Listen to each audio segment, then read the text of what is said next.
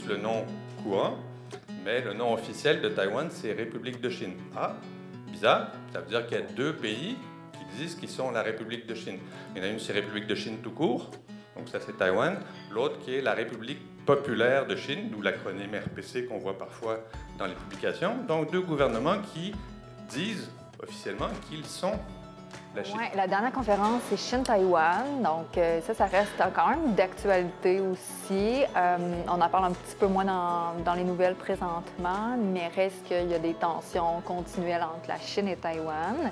Dernièrement, il y a eu les élections à Taïwan, puis c'est encore la démocratie puis l'indépendance qui a gagné par rapport à la Chine. Donc, évidemment, la Chine n'est pas favorable, n'est pas contente de ce résultat-là. On s'intéresse beaucoup à la Chine aussi comme une entité. On sait que ça c'est en train de devenir la deuxième plus grande puissance mondiale, possiblement en train de changer de cap pour la première puissance mondiale. C'est pas pour rien que la Chine observe attentivement le comportement des Occidentaux envers l'Ukraine dans la guerre entre la Russie et l'Ukraine pour justement essayer de mesurer jusqu'où les Occidentaux seraient prêts à aller en cas de conflit entre la Chine et Taïwan. Donc pas encore une fois que c'est forcément ce qu'ils vont faire, mais parce qu'ils mesurent leurs options. L'origine des conférences Comprendre le monde, ça part de la guerre en Ukraine, donc la Russie contre l'Ukraine. On peut faire un certain parallèle entre la Chine et Taïwan par rapport à un peuple qui est souverain, qui s'est libéré, qui veut rester indépendant de son pays.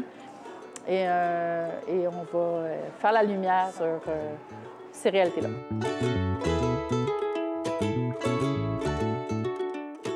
Bonsoir à tous, ça me fait plaisir de me retrouver parmi vous pour parler de cet enjeu très contemporain. On va voir quelles sont les origines de la dispute entre la Chine et Taïwan, pour mieux comprendre justement pourquoi on accorde tant de place à cet épisode des relations entre ces deux États.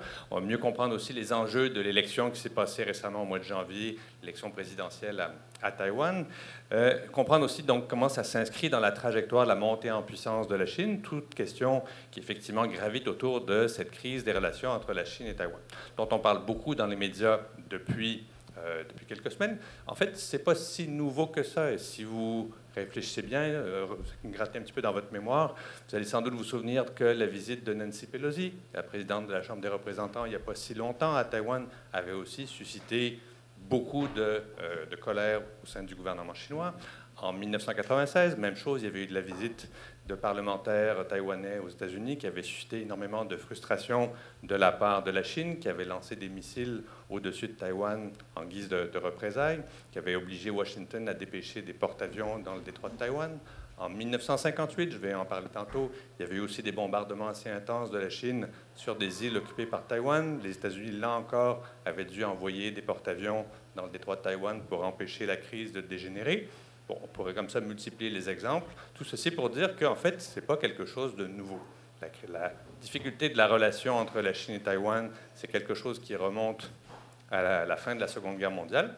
Depuis quelques années, la Chine ne fait pas mystère de son intention de récupérer Taïwan. On va voir pourquoi on utilise ce terme-là. Récupérer Taïwan et la réintégrer dans le giron de la Chine continentale.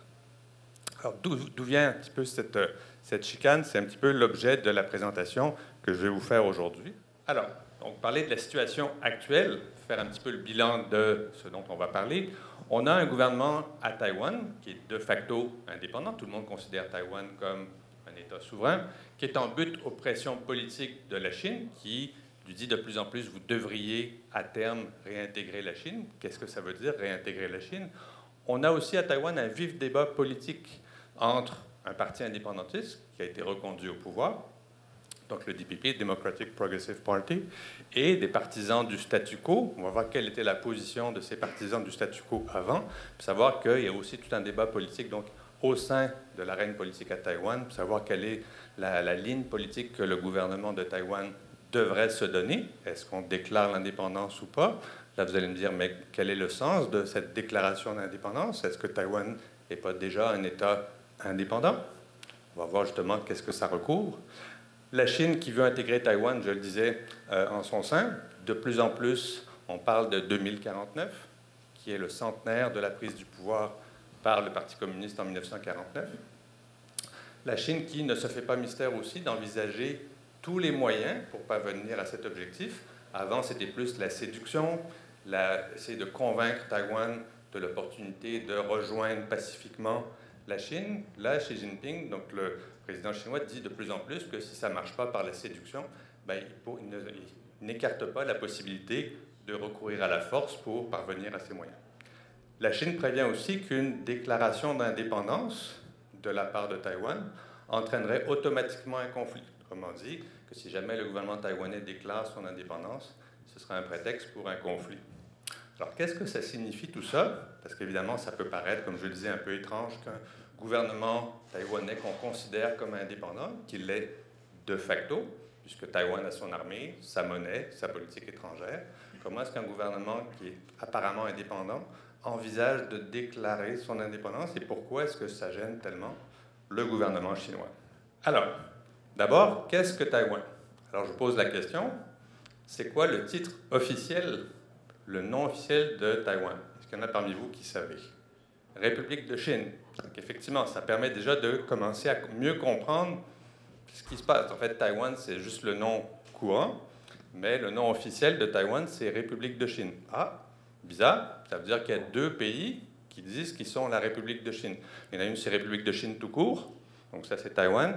L'autre qui est la République populaire de Chine, d'où l'acronyme RPC qu'on voit parfois dans les publications. Donc deux gouvernements qui disent officiellement qu'ils sont la Chine. Alors Taïwan, c'est un territoire qui est assez modeste. C'est à peu près 36 000 km², donc c'est un peu plus petit que la Suisse. C'est à peu près 24 millions d'habitants. Création en 1949, je vais revenir dans un instant dans quelles circonstances. C'est surtout le résultat. En fait, toute cette dispute, c'est un héritage de la guerre froide. La création de Taïwan, ça remonte au résultat de la guerre civile chinoise. Pourquoi est-ce qu'il y a eu une guerre civile en Chine à partir des années 30?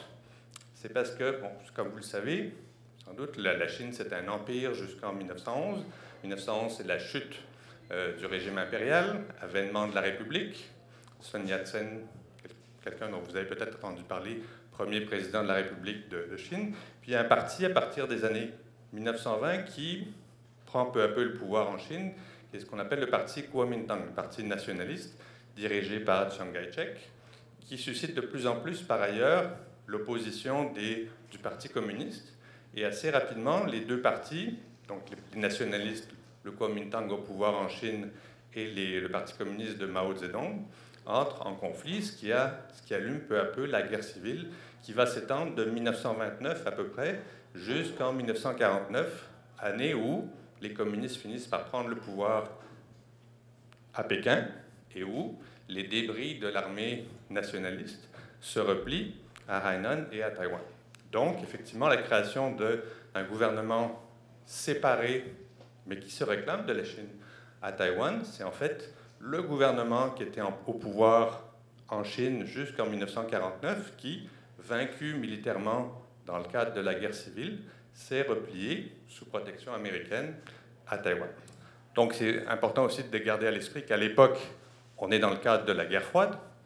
Les Chinois sont les alliés, les Chinois communistes sont les alliés de l'Union soviétique, et les nationalistes qui se replient à Taïwan sont les alliés des Américains, puisque les nationalistes sont pro-capitalisme, s'alignent sur les politiques de Washington.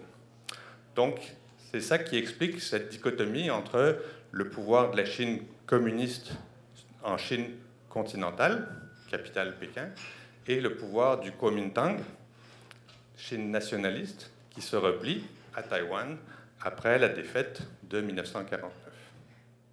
Qu'est-ce que le gouvernement du Kuomintang occupe en 1959? C'est tout ce qui est en rouge sur cette carte-ci. Donc il y avait Taïwan, mais il y avait aussi l'île de Hainan, quelques îles le long de la côte chinoise. C'est ce que toute l'armée nationaliste occupait encore en 1950. Et puis assez rapidement, les communistes ont réussi à reprendre l'île de Hainan, ce qui fait qu'il n'est resté effectivement, essentiellement, que l'île de Taïwan, plus quelques petites îles contrôlées par le gouvernement du parti Kuomintang qui s'était replié à Taïwan. Il y a eu, je l'ai mentionné tout à l'heure, en 1958, une première grave crise entre la Chine et Taïwan, et indirectement les États-Unis, lorsque la Chine a commencé à bombarder plusieurs petites îles très proches de ses côtes, mais qui était encore contrôlée par l'armée nationaliste, par le pouvoir, par les nationalistes du Kuomintang.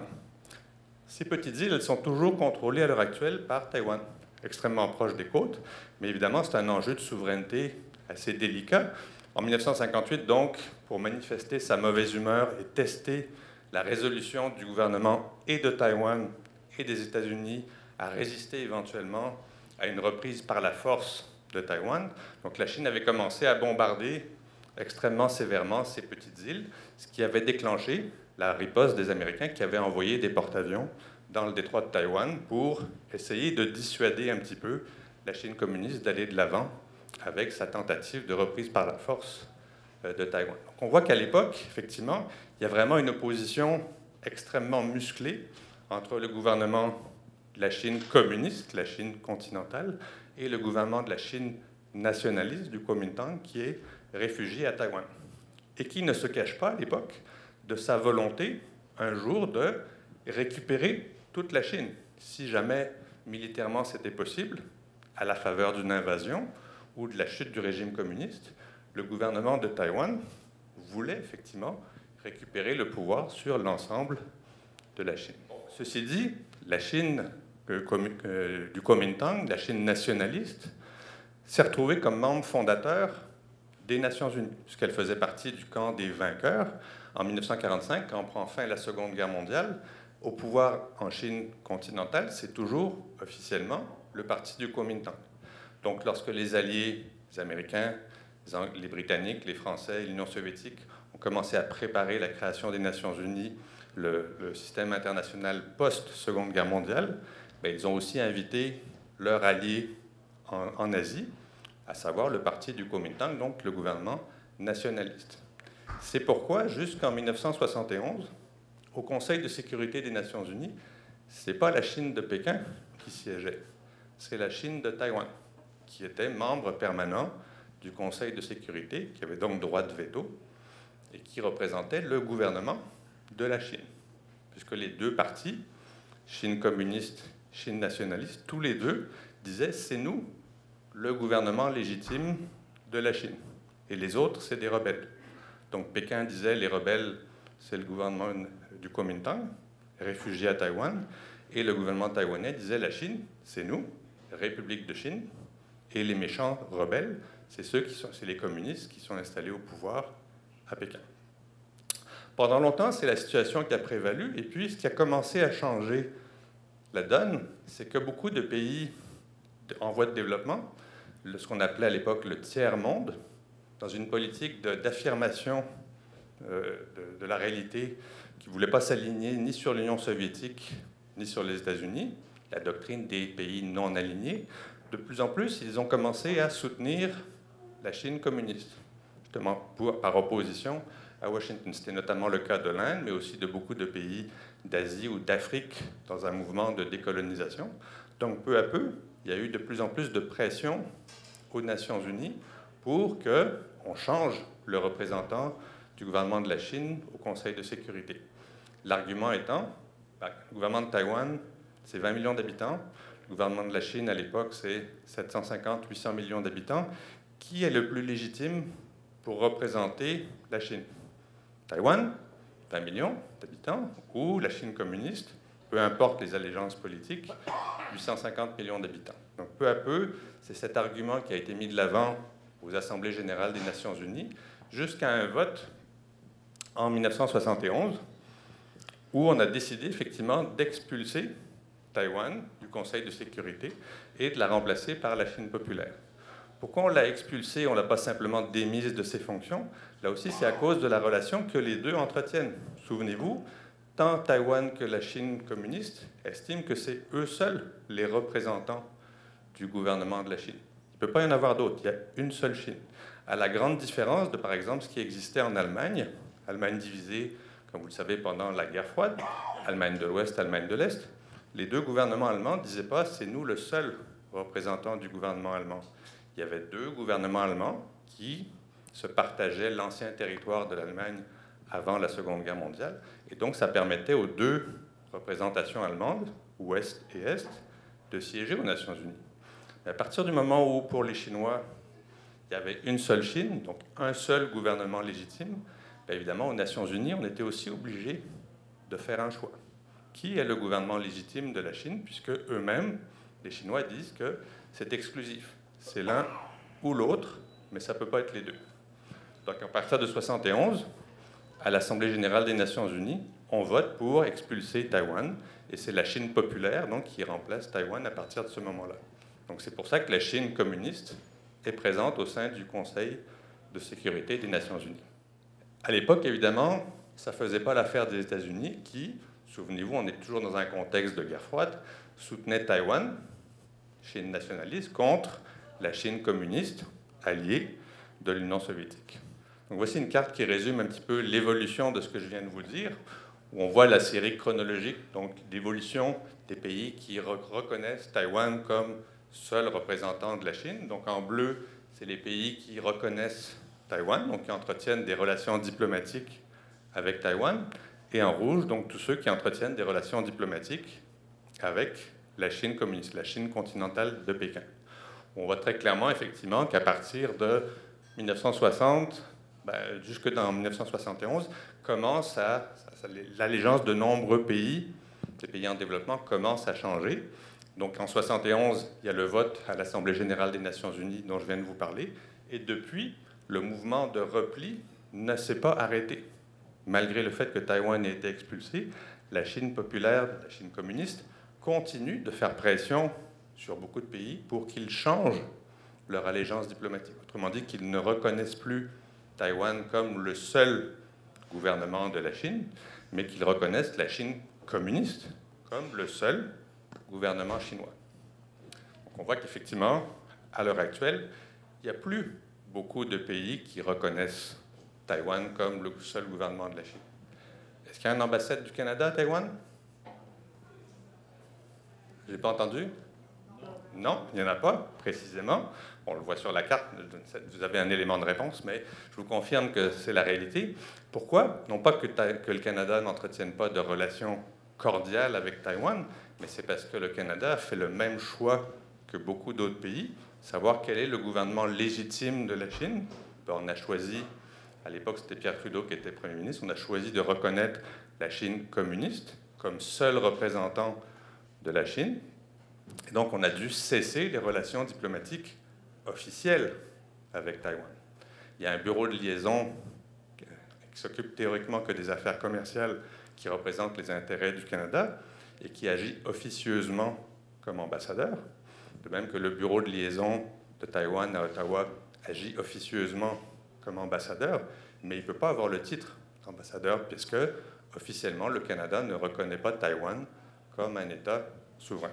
Pour la raison que je vous ai dite, à savoir qu'il faut choisir. Pour les deux gouvernements de la Chine, il ne peut pas y en avoir deux, c'est juste une seule Chine. Donc c'est soit la Chine communiste, soit le gouvernement de Taïwan. Donc à l'heure actuelle, il n'y a plus que 12 États dans le monde, essentiellement des petits États d'ailleurs, qui reconnaissent la souveraineté de Taïwan, donc qui n'ont pas de relations diplomatiques avec la Chine continentale sur les 193 États membres des Nations Unies. Donc effectivement, diplomatiquement, Taïwan est très isolé parce que la Chine a beaucoup fait pression politiquement, de plus en plus aussi économiquement et financièrement, pour que les États, peu à peu, changent leur allégeance au profit de la Chine populaire, de la Chine communiste, et abandonnent Taïwan. Mais la stratégie américaine, elle a changé aussi. Jusqu'en 1971, donc, comme je le disais, avant le vote aux Nations Unies, c'est certain que le soutien politique américain, il était complètement derrière Taïwan, parce qu'on était, comme je le disais, dans un contexte de guerre froide. La Chine communiste alliée de l'Union soviétique et les Américains, monde capitaliste, qui soutiennent Taïwan, qui eux aussi sont alignés sur Washington. Qu'est-ce qui commence à faire changer les choses? C'est en 1969, la guerre entre la Chine et l'Union soviétique. Le schisme dans le camp communiste. Guerre qui n'a pas duré longtemps, mais suffisamment pour que les deux États se brouillent complètement et qu'ils deviennent des archi-rivaux, des archi-ennemis. Donc les États-Unis se sont dit, les ennemis de mes ennemis sont mes amis, donc si j'amendais mes relations avec la Chine communiste, si je développais des relations plus cordiales avec la Chine communiste, ça me permettrait d'avoir des atouts politiques, stratégiques, dans ma rivalité avec l'Union soviétique, qui était toujours perçue comme le principal adversaire dans le cadre de la guerre froide.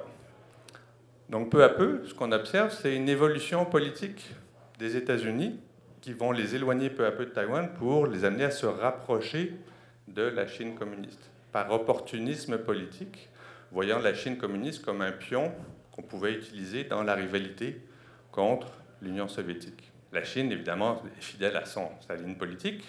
Il n'y a qu'une seule Chine, donc si vous voulez vous rapprocher de nous, il faut choisir. Soit on devient amis et vous nous reconnaissez comme le seul gouvernement légitime de la Chine, soit on ne sera pas copains. Donc, on demande à ce que les États-Unis abandonnent la relation politique avec Taïwan. Et finalement, c'est ce qui a été fait. Donc, en 1978, les Américains, eux aussi, finissent par abandonner, par rompre leurs relations diplomatiques avec Taïwan et reconnaissent la Chine comme la Chine communiste comme le seul gouvernement légitime de la Chine. Toujours, comme je le disais, dans l'optique d'une rivalité contre l'Union soviétique. Je serre la main de Mao Tse-tung parce que je vais m'allier avec lui indirectement dans la rivalité contre Moscou. Taïwan qui continue de revendiquer l'héritage de toute la Chine, qui veut toujours revendiquer l'ensemble du territoire chinois jusqu'en 1988 à peu près. Oui, ça a pris beaucoup de temps avant que le gouvernement taïwanais se rende compte que ça risquait d'être un petit peu gros à avaler, la Chine, donc que peut-être il fallait renoncer un jour à cette idée qu'on pouvait envahir la Chine continentale et récupérer l'ensemble du territoire de la Chine communiste. C'était une dictature jusqu'en 1988, donc une dictature du gouvernement militaire du parti Kuomintang. À ce moment-là, il y a une transition politique qui s'opère. Le Kuomintang reste un parti, mais parmi d'autres qui sont autorisés. Donc les premières élections législatives libres sont organisées en 1989, les premières élections présidentielles en 1996. À l'époque, elles sont gagnées toutes les deux par le Kuomintang, justement, donc les nationalistes. Et puis en 2000, c'est le parti indépendantiste qui a gagné les élections présidentielles, qui a fait 2 mandats. Ensuite, de nouveau alternance, 2 mandats du parti Kuomintang. Et puis en 2016, de nouveau retour au pouvoir des indépendantistes. Et là, ils viennent donc de gagner 3 élections présidentielles d'affilée. Donc ça marque aussi une certaine maturité de la vie démocratique à Taïwan. Ça a l'air d'être un système politique qui fonctionne bien. Élections libres, présidentielles, législatives, alternance des partis au pouvoir, respect des alternances, et aussi évolution peu à peu des revendications des programmes politiques.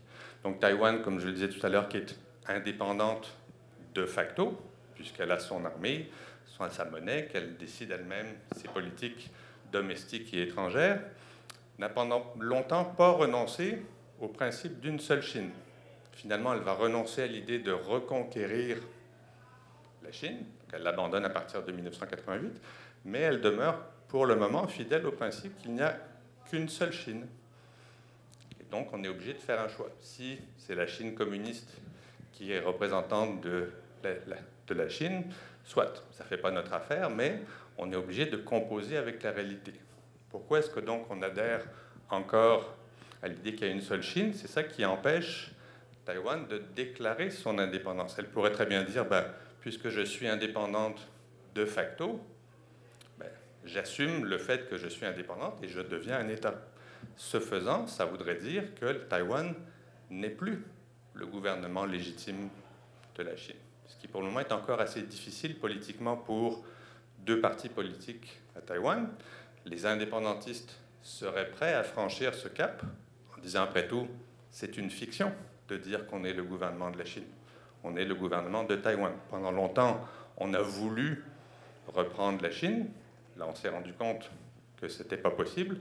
Donc, si on va jusqu'au bout de ce raisonnement, on pourrait très bien déclarer que Taïwan s'est séparé de la Chine et on peut devenir indépendant.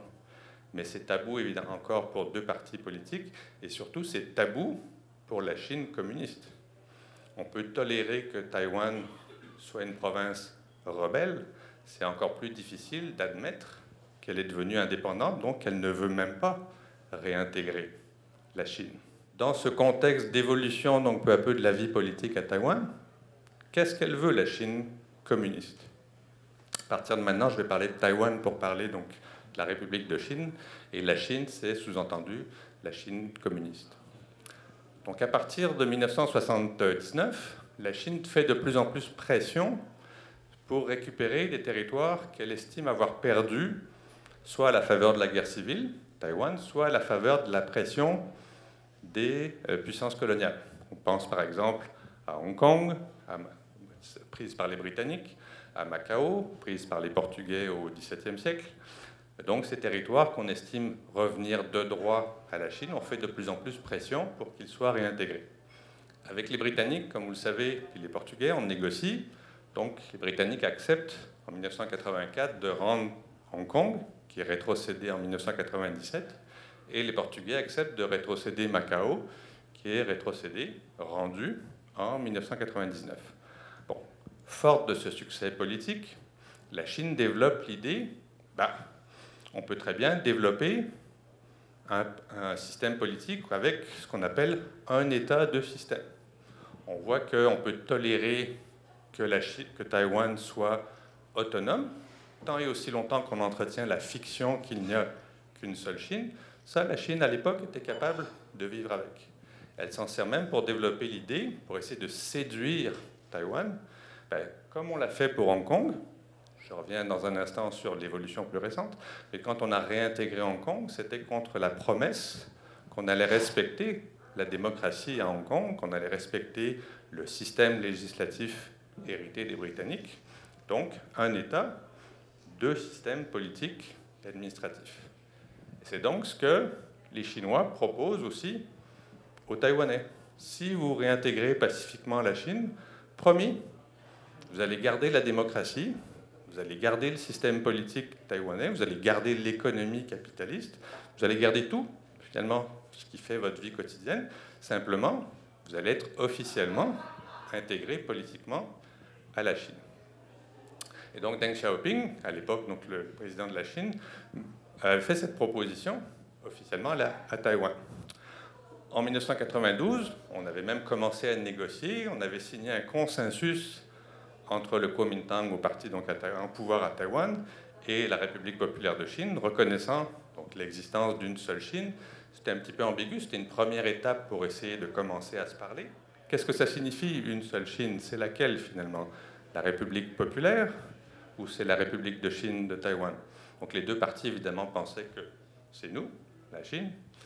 Et donc ça faisait l'affaire de tout le monde de signer un papier qui, finalement, laissait beaucoup d'ambiguïté sur la ligne politique qu'on allait développer plus tard. Mais au moins, commencer à négocier. Et pour les Chinois, c'était une première étape vers cette réalisation de leur objectif politique à terme. Réintégrer Taïwan, province rebelle, donc depuis la fin de la guerre civile, avec un État, deux systèmes, donc contre la promesse de respecter la démocratie et l'économie libérale. Par la suite, à l'époque, la Chine était encore relativement pauvre. Comme vous savez, la Chine a connu aussi une croissance économique spectaculaire, des croissances à faire pâlir d'envie la plupart des pays capitalistes. Donc jusqu'en 2020, cette croissance économique a aussi été un argument des Chinois pour dire aux Taïwanais, vous devriez vraiment revenir chez nous, puisque non seulement vous faites partie de la Chine, non seulement on va respecter un État de système, mais en plus, vous voyez, on est vraiment en train de devenir riche. Donc c'est aussi économiquement dans votre intérêt de réintégrer la Chine. C'est avec ces arguments de séduction, de grande séduction, que la Chine essaye, à l'époque, beaucoup de plaider, en utilisant son soft power, le pouvoir d'influence, de plaider pour une réintégration pacifique de Taïwan. Le problème, c'est que ça ne s'est pas passé exactement comme Pékin l'avait prévu. D'abord parce que l'identité chinoise, comment les gens se définissent à Taïwan, l'identité chinoise dans la composante de l'identitaire, elle a décliné assez rapidement, comme on le voit sur ce graphique. Donc si on pose la question à la population de Taïwan, comment est-ce que vous vous définissez fondamentalement? Comme Taïwanais, comme Chinois, comme les deux? Donc vous voyez ici l'évolution de 92 jusqu'à une date assez récente, où on voit que de plus en plus, les gens répondent qu'ils se sentent d'abord et avant tout taïwanais. même s'ils parlent chinois, même s'ils sont souvent d'origine chinoise, la dimension identitaire chinoise, elle est complètement en perte de vitesse à Taïwan, au profit d'une nouvelle identité où les gens se sentent de plus en plus comme taïwanais. Donc, premier facteur, évidemment, qui n'incite plus la population taïwanaise à envisager, effectivement, de réintégrer la Chine. Autre facteur, on s'est aperçu que la gestion de l'autonomie politique de Hong Kong et de Macao, ce n'est pas ce qui avait été promis par la Chine, qui avait promis que pendant au moins 50 ans, donc ce serait le maintien de la démocratie à Hong Kong, le maintien des libertés civiles, du régime juridique, surtout à Hong Kong hérité des Britanniques. Bon, si vous ne le respectez pas à Hong Kong, qu'est-ce qui nous promet que vous allez le respecter à Taïwan? Plus la gestion extrêmement autoritaire de la Covid-19, vous savez, le principe de zéro Covid, ça a quand même conduit le gouvernement chinois à enfermer les gens chez eux autoritairement pendant des semaines, plus le marasme économique de la Chine depuis 2021, ça ne va pas très très bien économiquement en Chine ces temps-ci. Tout ceci fait en sorte que, pour l'opinion taïwanaise, la Chine, c'est plus aussi attractif que ça a pu l'être de la fin des années 90 jusqu'en 2012-2013 à peu près, où effectivement, là, il y avait un réel débat politique à Taïwan sur l'opportunité ou pas de se rallier à la Chine. Donc la Chine n'attire plus du tout, en fait, les Taïwanais. Alors un durcissement, du coup, est observé dans la politique extérieure, dans la position chinoise. Je le mentionnais tout à l'heure, lorsque Xi Jinping est devenu président de la Chine en 2012, il a très vite développé l'idée du rêve chinois, c'est-à-dire le rêve de puissance. Qu'est-ce qu'il propose au monde pour asseoir la légitimité, l'importance politique de la Chine, ce qui à la limite est légitime. La Chine c'est un fait, devenue une grande puissance mondiale, c'est important de le reconnaître, mais il veut évidemment que ce soit porté aussi par des signes tangibles. Et parmi ces signes tangibles, il veut effectivement parvenir à la réunification de la Chine, c'est-à-dire récupérer Taïwan, qui, souvenez-vous, est une province qui est devenue de facto séparée à la faveur de la guerre civile chinoise. C'est donc un accident de l'histoire à ses yeux. Et comme je l'ai dit tantôt, de plus en plus, il évoque le fait qu'avant 2049, donc le centenaire de la création de la République populaire, il fallait que ce soit fait. Il parle de plus en plus aussi, parmi les moyens que l'on pourrait mettre en œuvre pour parvenir à cet objectif, d'utiliser la force, donc les moyens militaires. Ce dont on ne parlait pas tellement avant, d'abord parce que la Chine n'avait pas forcément les moyens militaires pour le faire, mais aussi parce qu'on misait davantage sur le pouvoir de séduction. Souvenez-vous, un État de système. Si vous revenez chez nous, vous allez garder les mêmes droits, les mêmes façons de vivre. Donc on pensait vraiment que c'était un argument qui allait permettre de convaincre les Taïwanais de revenir en Chine. Et justement, le gouvernement chinois observe avec un certain dépit cette montée du sentiment identitaire taïwanais, qui évidemment ne milite pas du tout pour le rattachement à la Chine, observe avec dépit le succès politique du parti indépendantiste DPP, donc qui a gagné pour la 3e fois les élections présidentielles au mois de janvier, qui observe aussi avec encore plus de dépit qu'il n'y a aucun des 3 grands partis politiques taïwanais, même le Kuomintang, qui prône le rattachement à la Chine. Pendant longtemps, le Kuomintang, oui, c'était ça sa plateforme politique, c'est on va récupérer un jour la Chine. Depuis plusieurs années, le Kuomintang ne dit pas ça. Le Kuomintang dit simplement on prône le statu quo. C'est-à-dire on est indépendant de facto, mais on n'est pas officiellement reconnu comme un État indépendant. Mais il n'y a plus aucun parti politique important à Taïwan qui dit on aimerait bien que la Taïwan refasse partie de la Chine. Donc évidemment, ça ne regarde pas très bien pour l'option que défend la Chine de récupérer, de réintégrer Taïwan en son sein. Donc évidemment, ça commence à énerver, à irriter le gouvernement chinois, et Xi Jinping ne cache pas qu'on envisage de plus en plus l'option militaire. Ce qui ne veut pas dire forcément il va le faire, mais d'en parler, évidemment, ça met de la pression sur le gouvernement taïwanais. Alors ça pose la question, si le scénario militaire se concrétise, si la Chine attaque Taïwan, est-ce que Taïwan peut se défendre? C'est sûr que sur le papier, ça ne se présente pas très bien. Quand on regarde les effectifs militaires, la Chine a pour elle l'avantage du très grand nombre. 2 millions de soldats contre 163 000. Regardez aussi le détail du matériel, des effectifs. Évidemment, on a l'impression que ça va être très très difficile pour Taïwan. Ce sur quoi Taïwan se base pour articuler ses plans de défense, c'est d'abord le fait que Taïwan compte sur la qualité de son matériel. Matériel occidental, des chasseurs, des avions américains et français, des navires très modernes américains et français aussi, beaucoup de sous-marins occidentaux, avec un matériel chinois qui, pendant longtemps, était très nettement surclassé par les armes de Taïwan. Le problème, c'est que depuis une dizaine d'années à peu près, les Chinois investissent et mettent les bouchées doubles pour essayer de rattraper leur retard sur le plan militaire, pas juste par rapport à Taïwan, mais par rapport aux Occidentaux de manière générale. Et donc c'est certain que cet avantage qualitatif dont jouissait l'armée taïwanaise est en train peu à peu de s'éroder avec le temps. Donc le temps joue aussi militairement en faveur de la Chine. Alors, est-ce qu'on peut compenser cela par d'autres moyens? Par exemple, en nouant un jeu d'alliance. C'est pas facile puisque, souvenez-vous, Taïwan n'est pas officiellement reconnu par beaucoup d'États. Donc on ne peut pas signer un traité de défense, par exemple. On ne peut pas signer un traité de défense avec un État qu'on ne reconnaît pas. Donc c'est pour ça qu'entre Washington et Taïwan, il n'y a pas de traité officiel.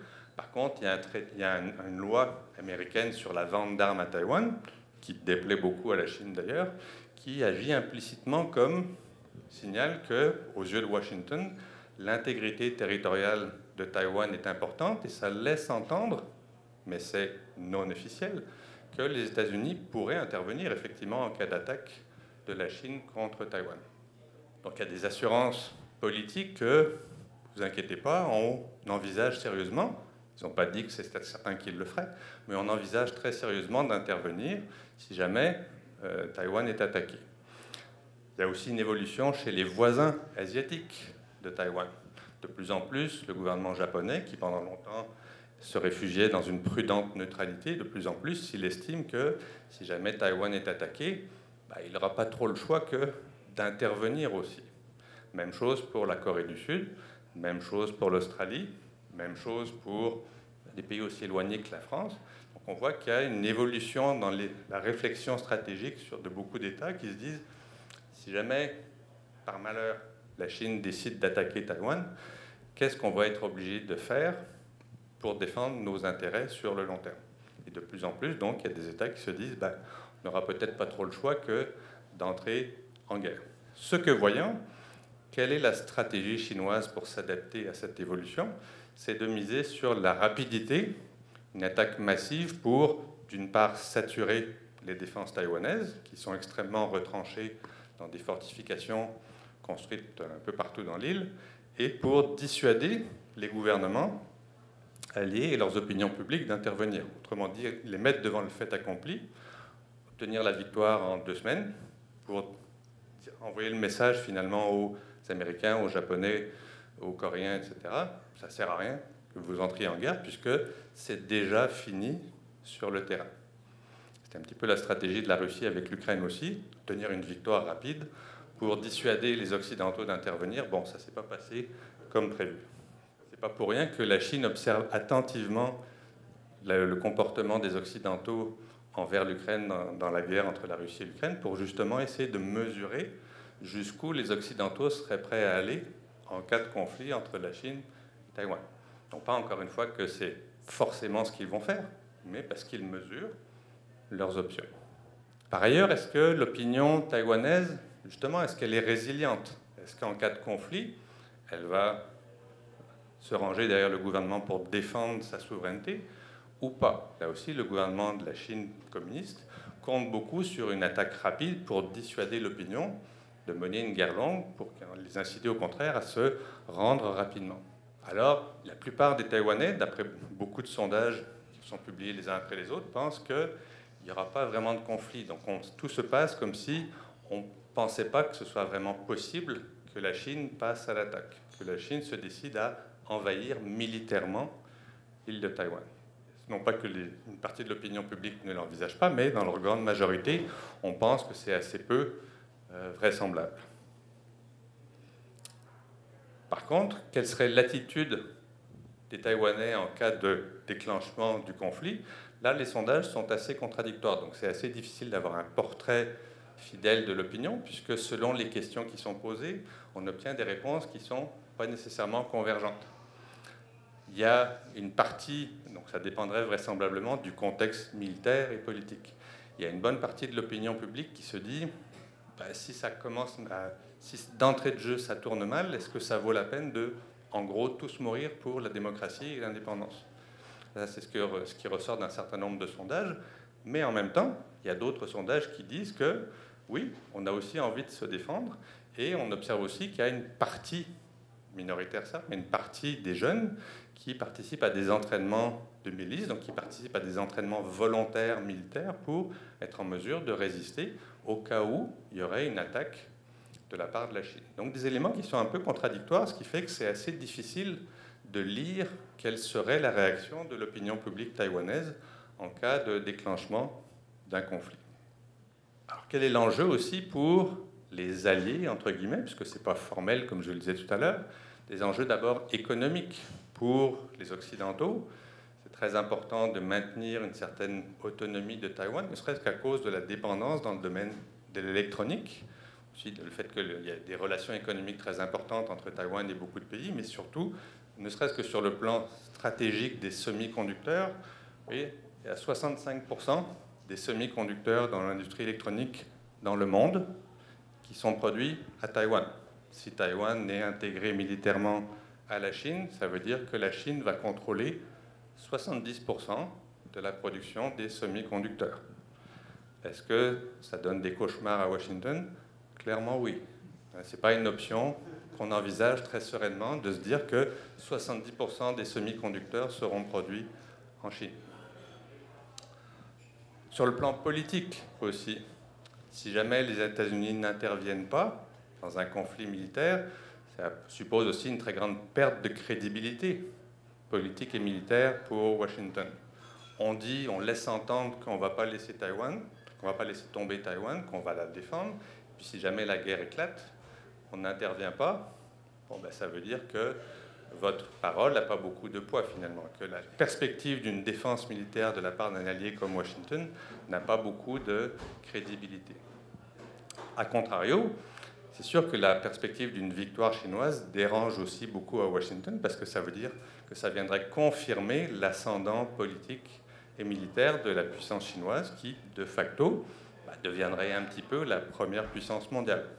Ça ne veut pas dire que ça changerait beaucoup grand-chose sur le plan économique, mais sur le plan symbolique et politique, aux yeux de Washington, c'est un scénario qu'on n'envisage pas trop non plus, en tout cas qui dérange aussi beaucoup les stratèges. Alors maintenant, quel est le risque que tout ceci se produise? C'est sûr que Xi Jinping a déjà clairement énoncé qu'il y avait une échéance. Il dit qu'il faut que ça se fasse avant 2049. Voire peut-être même avant, parce que c'est sûr qu'il aimerait bien que ça se fasse de son vivant. Il a crainte aussi de voir se progresser ce sentiment identitaire taïwanais. Est-ce que ça pourrait aller jusqu'à conduire le gouvernement taïwanais à prendre acte de la nouvelle identité et à déclarer son indépendance? Là, c'est sûr, comme on l'a dit, on l'a déjà vu, c'est un casus belli, donc c'est un facteur de guerre automatique aux yeux du gouvernement chinois. Il y a l'évolution aussi des forces armées chinoises, comme je l'ai dit tout à l'heure, qui sont de plus en plus performantes. Donc le gouvernement chinois a de plus en plus confiance dans ses capacités militaires à terme. Donc est-ce que ça lui donnerait des envies d'essayer ces nouvelles capacités? Il ne faut pas négliger non plus aussi le facteur du marasme économique que j'ai évoqué tout à l'heure. Depuis 2021, la crise économique est assez sévère en Chine. Il y a un taux de chômage qui est assez élevé. Or, quelle est la légitimité politique du gouvernement en Chine? Ce n'est pas la démocratie, évidemment. Le seul facteur qui fait que les gens tolèrent la dictature communiste en Chine, c'est la prospérité économique et la peur. Mais s'il n'y a plus de prospérité économique, pourquoi on garde ce gouvernement? Donc, évidemment, le gouvernement a très peur des conséquences sociales à long terme si jamais la crise économique dure trop longtemps. Donc une bonne façon de changer de sujet, de détourner l'attention de l'opinion publique, ben, c'est de dire qu'il y a une priorité politique qui est de récupérer Taïwan et pourquoi pas de se lancer dans une aventure militaire pour essayer de la récupérer. C'est un scénario, ça ne veut pas dire que forcément c'est une option que les Chinois vont mettre à exécution, mais c'est sûr que ça fait partie de l'équation politique que se pose à l'heure actuelle le gouvernement chinois. Il y a aussi la perception d'une possible faible motivation des Occidentaux pour défendre Taïwan. D'où, comme je vous le disais tout à l'heure, le fait que la Chine observe très attentivement comment évolue la détermination des Occidentaux à soutenir l'Ukraine. Si on s'aperçoit qu'au bout d'un certain temps, ça n'intéresse plus trop l'opinion publique des pays occidentaux de soutenir l'Ukraine, probablement qu'on va en déduire que ce serait sans doute la même chose par rapport à Taïwan. Donc on pourrait en profiter rapidement par rapport à des opinions occidentales fatiguées des guerres à l'extérieur pour dire on en profite, on envahit Taïwan et les Occidentaux ne voudront pas intervenir. Ça aussi c'est un scénario, ça ne veut pas dire que ça va se produire, mais c'est un calcul politique que peut-être les Chinois sont en train de nourrir. Maintenant, il y a aussi des éléments modérateurs qui vont peut-être freiner justement les Chinois et ne pas les engager à aller dans cet aventurisme militaire. Tout d'abord, le fait que ce type de guerre, vraisemblablement, serait extrêmement destructeur. Ce ne serait pas une promenade militaire.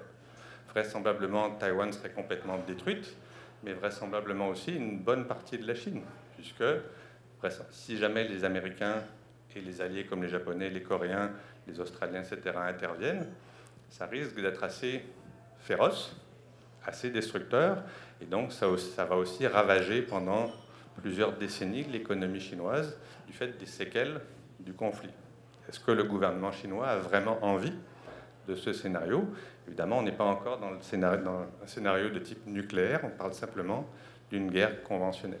Par ailleurs, il n'y a pas de volonté politique à Taïwan pour le moment de déclarer l'indépendance. Par pragmatisme, même le parti indépendantiste voit bien que ce n'est pas une bonne idée pour le moment de provoquer la Chine et de déclarer son indépendance. Donc on va maintenir le statu quo en espérant que justement ça n'incitera pas la Chine à aller de l'avant avec une solution militaire.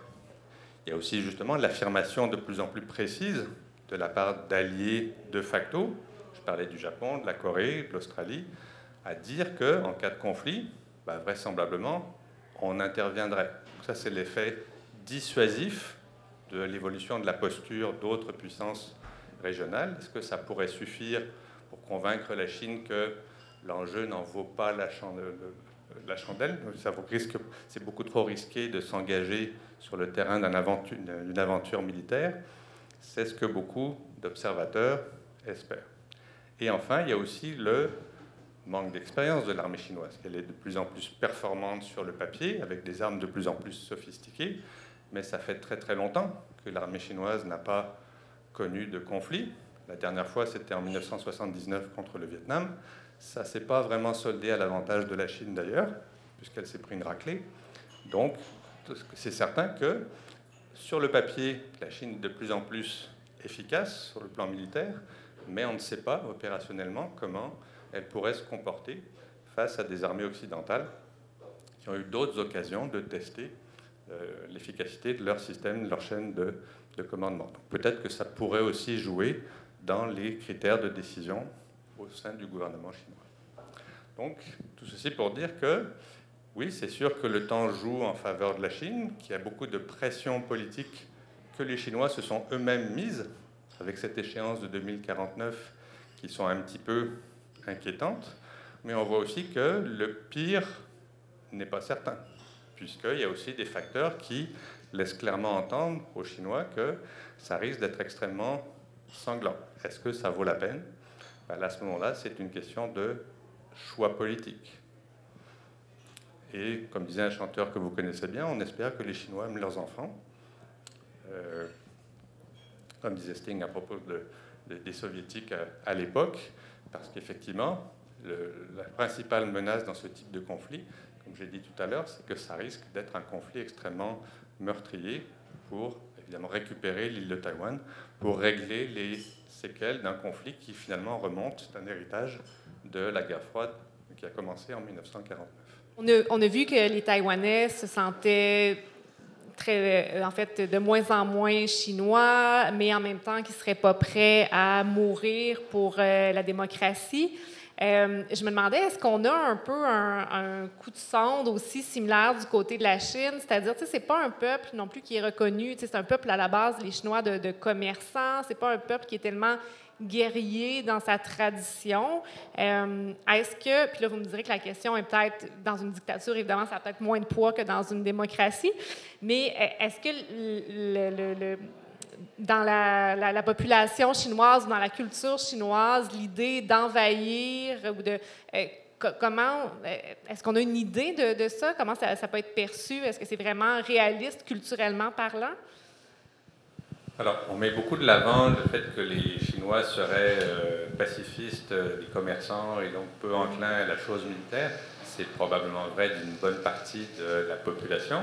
Ça ne veut pas dire que le gouvernement résonne dans ces termes-là. La preuve, c'est qu'il y a déjà eu des aventures militaires de la Chine, même depuis l'avènement au pouvoir du Parti communiste. J'en ai évoqué une tout à l'heure contre le Vietnam, ça ne s'est pas très bien passé. Il y a eu aussi une guerre contre l'Inde en 1962, une guerre contre l'Union soviétique en 1969. Donc on voit que le gouvernement chinois n'hésite pas, lorsqu'il le juge nécessaire, à recourir aux armes. Par ailleurs, évidemment, il n'y a pas de sondage crédible en Chine parce que c'est une dictature et que l'opinion publique ne se sent pas nécessairement autorisée à dire vraiment ce qu'elle pense. De ce qu'on peut déduire des conversations que je peux avoir avec des collègues ou dans ce qu'on peut lire parfois en filigrane implicitement dans les reportages qui sont présentés, c'est qu'il y a énormément de discours, de propagande de la Chine qui soulignent à quel point c'est injuste que Taïwan soit toujours séparé, province rebelle qui doit revenir dans le giron chinois comme les territoires qui avaient été arrachés par les Occidentaux, Hong Kong, Macao notamment. Il y a aussi des revendications chinoises sur une certaine province himalayienne de l'Inde qui aurait été aussi arraché à la Chine par les méchants britanniques. Bon, il y a ce discours qui percole depuis des années et des années au sein de l'opinion publique, à qui on ne cesse aussi de répéter que la Chine est de plus en plus une grande puissance capable de s'affirmer. Donc l'idée qu'on puisse, à la faveur de ce qui est présenté comme, le cas échéant, une promenade militaire, oui, si jamais il faut recourir à l'arme, aux forces militaires, donc à la solution armée pour récupérer Taïwan, de ce qu'on peut comprendre, l'opinion publique n'y serait pas défavorable. Mais parce qu'on présente ça, évidemment, sous le jour que ça n'aurait pas de conséquences sur l'économie chinoise ou la population. On ne dit pas, évidemment, si jamais il fallait endurer une guerre pendant plusieurs mois qui détruirait la moitié de l'économie chinoise, est-ce que vous seriez favorable à la reprise en main militaire de Taïwan? Ce n'est pas le genre de questions qu'on pose. Vous l'avez abordé là, rapidement, le parallèle qui est fait avec la guerre en Ukraine. Disons que ça a remis les tensions puis le conflit entre Taïwan et la Chine de l'avant avec le conflit en Ukraine. Je me demandais si, de votre point de vue, ce parallèle-là, il tient réellement du fait que la Chine et la Russie ont deux histoires différentes, là, deux géographies différentes aussi. Puis comment ils se distinguent peut-être sur ce parallèle-là, puis si... parce qu'au début du conflit en Ukraine, on a dit finalement, peut-être que ça encourage la Chine parce que il y a une réaction assez molle de l'Occident. Maintenant que le conflit est beaucoup plus long que prévu, qu'on se trouve dans un conflit gelé, est-ce que ça aurait plutôt l'effet dissuasif, un effet dissuasif pour la Chine? Bon, là, j'ai un peu deux questions, là.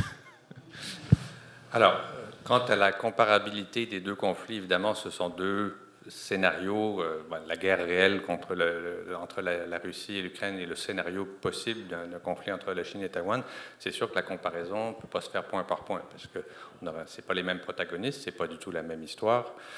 Donc la comparaison est assez limitée. Là où la comparaison attire l'intérêt des observateurs et où on pense qu'effectivement la Chine a beaucoup observé ce qui se passait, c'était dans l'appui que les Occidentaux pouvaient fournir à l'Ukraine et voir comment cet appui évoluait avec le temps. Sachant que c'est un élément pertinent aux yeux de la Chine et que par rapport à l'équation entre Chine et Taïwan, il y a des facteurs qui sont un petit peu différents, comme par exemple par rapport à l'Ukraine, il n'y a aucun pays occidental qui a affirmé qu'il souhaitait intervenir en faveur de l'Ukraine, alors que du côté de Taïwan, l'ambiguïté stratégique elle est nettement moins ambiguë. Là, on dit on ne va pas se dévoiler complètement, mais on laisse quand même entendre de plus en plus qu'en cas de conflit, oui, on interviendrait. Ce qui n'est pas le cas donc, du côté du conflit entre la Russie et l'Ukraine. Donc, ça fait partie des paramètres qui sont différents, mais que, comme je vous disais, ce que observe beaucoup la Chine, c'est comment les pays occidentaux se sont-ils positionnés dans leur soutien indirect en faveur de l'Ukraine, comment ça se place aussi dans la durée, sachant que là aussi, la comparaison a une certaine limite, puisque la Chine ne souhaite évidemment pas du tout un conflit qui s'inscrive dans la durée si jamais on optait pour une solution militaire. Est-ce que vous pourriez nous en dire plus sur les microprocesseurs, les micropuces? On a vu là, le graphique quand même étonnant de Taïwan avec 24 millions de population qui produit 65 de la valeur de micropuces. Est-ce que c'est un choix stratégique de Taïwan d'investir massivement là-dedans? Est-ce que c'est juste des phénomènes économiques qui ont fait que ça s'est ramassé à être tout produit là, la majorité produite là dans le monde? Puis aussi, la réaction des autres États. Donc, comment la Chine a pu laisser ça se faire? On a vu que Trump commençait à critiquer un peu le fait que, justement, il nous pique notre industrie, puis nous aussi, il faut qu'on en produise chez nous. Là. J'ai l'impression que c'est comme un gros, la tension communiste, capitaliste est moins forte. Là, on parle plus de dictature du côté de la Chine. Mais l'importance des microprocesseurs, c'est vraiment gros dans l'espace public. J'ai l'impression qu'on parle de Taïwan. Oui, c'est très gros parce qu'effectivement, des pans entiers de l'économie de beaucoup de pays industrialisés qui dépendent de ces microprocesseurs. Ça n'a pas toujours été le cas, cette dépendance par rapport à la production de Taïwan. Il y avait des producteurs de microprocesseurs aux États-Unis il y a encore quelques 15-20 ans. Sur ce plan-là, le candidat Trump a raison. Simplement, ce qui s'est passé, c'est que comme beaucoup d'autres secteurs industriels américains, il y a beaucoup d'entreprises américaines soit qui ont fait faillite, soit qui se sont délocalisées à des endroits où c'était moins coûteux de produire, et les administrations successives ont laissé l'évolution se faire dans leur activité économique, ne serait-ce que parce que c'est une économie capitaliste où normalement ce n'est pas le gouvernement qui décide quels sont les secteurs qui doivent se développer et prévaloir. Ce n'est pas une économie dirigée, les États-Unis. Si c'est passé un petit peu la même chose avec les terres rares, dont tout le monde dit comment ça se fait que c'est maintenant la Chine qui produit 80%, 90%, même à une certaine époque, des terres rares dans le monde, ce n'est pas parce que la Chine a empêché les autres de produire, c'est que les autres ont arrêté d'en produire, alors qu'ils en produisaient autrefois. Donc il y a eu des choix industriels qui ont été faits aussi à travers le monde, qui ont conduit finalement à cette dépendance envers la Chine pour les terres rares et envers Taïwan pour les microprocesseurs. Alors maintenant, on réalise qu'effectivement, cette dépendance, elle peut être une source de faiblesse, voire malsaine dans ces deux secteurs. On essaye de mettre les bouchées doubles pour rattraper le temps perdu, donc pour recommencer la production de terres rares, d'essayer de diversifier pour faire en sorte que la dépendance envers la Chine soit moindre dans ce secteur. Même chose pour les semi-conducteurs, mais évidemment, ça ne se fait pas en un claquement de doigts. C'est sûr que c'est un de leurs fleurons industriels. Ils continuent d'investir beaucoup. Là, on parle de TSMC, mais il y a d'autres compagnies taïwanaises aussi qui sont sur ce marché-là. Donc oui, ils continuent d'investir pour garder leur avantage concurrentiel, évidemment. C'est normal, tout le monde ferait ça.